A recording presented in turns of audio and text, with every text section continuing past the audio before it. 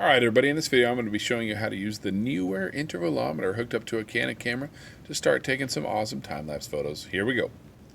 First things first, make sure your intervalometer is properly connected to the camera. It goes into the little headphone jack there on the side of the camera. Might be in a little bit different spot depending on what camera you're using, but you should be able to find that pretty easy.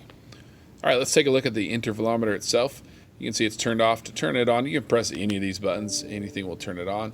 And let's just kind of go through all these options here along the top. Just first of all, if you need to move to one option to the other one, just press the left button or the right button on the intervalometer. And let's go through what our different options here are. Delay is how long you want the intervalometer to wait before it starts taking photos. I think 10 seconds is about perfect. It gives me an opportunity to set the intervalometer down, to let my camera and my tripod settle, and that's going to eliminate any camera shake through the first couple of photos in the time lapse.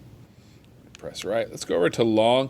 This is if you're doing a slow shutter speed time lapse. So if you're doing time lapses of like 2 seconds or 4 seconds or 8-second exposures, you're going to want to program that time into the intervalometer. So we would just press the set key, come over, and let's say we were doing a 4-second exposure. Well, we want to program that 4 seconds in, so we'll put that in there, and then we would just press the set button to tell it that we're done with that. So moving on, the interval. This is how long you want the intervalometer to wait between photographs. Every time lapse is going to be different depending on when or where or what you're shooting. So you need to figure out what time you want, and then of course just press the set key. Those blinking zeros are hours, those ones are minutes, and these ones are seconds. I'm going to drop this down to about 8 seconds here and press set. N is the number of shots it's going to take, and again, every time that's going to be different. This intervalometer is capable of going as high as 399. Fastest way to get there is just go down, and there you go. Well, what do you do if you want to take 600? Well, you set it for 399, and then you wait patiently, and as soon as it ends, you set it back to start up again. So I'm just going to put this at 9. And then the last thing you need to worry about is, you don't even need to worry about it, it's the beep, and you can turn whether or not the intervalometer beeps on or off by choosing that very last one and pressing set and pressing up or down to turn the beep off, and then pressing set again.